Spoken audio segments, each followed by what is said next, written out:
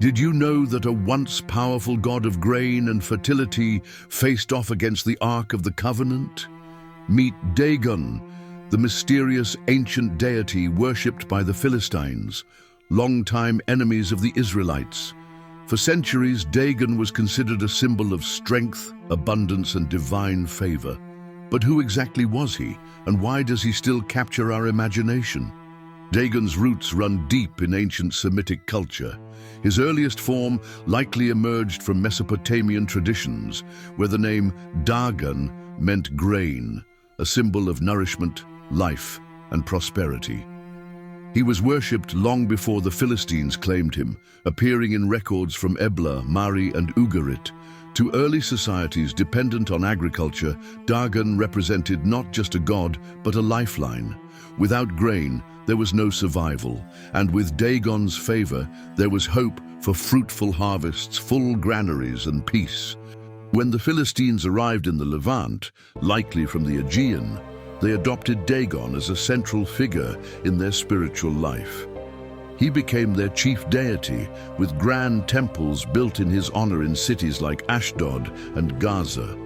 Rituals, offerings, and prayers were dedicated to this grain god, as his blessings were believed to directly influence crop growth and family prosperity. He wasn't just worshipped, he was essential to their society. But Dagon is most famously remembered not from mythology, but from the Bible.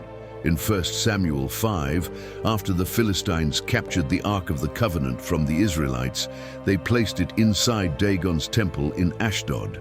What happened next shook their faith to its core.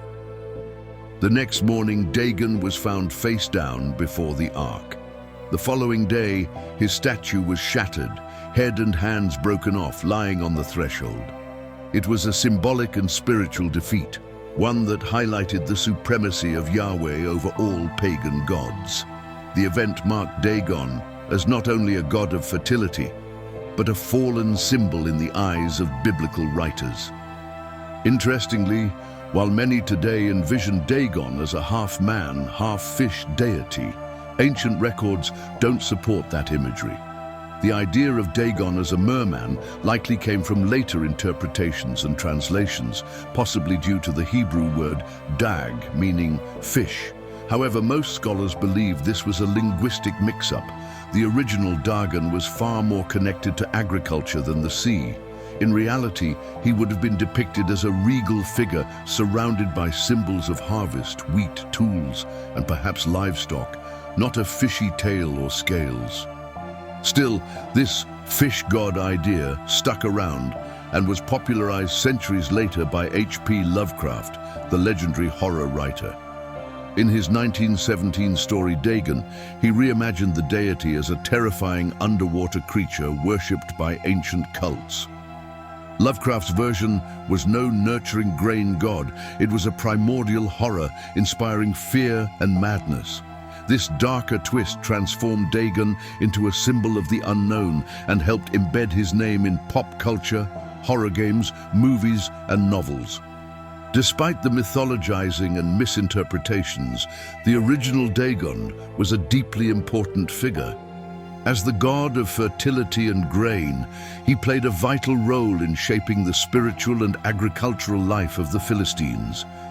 His presence symbolized abundance, protection, and survival.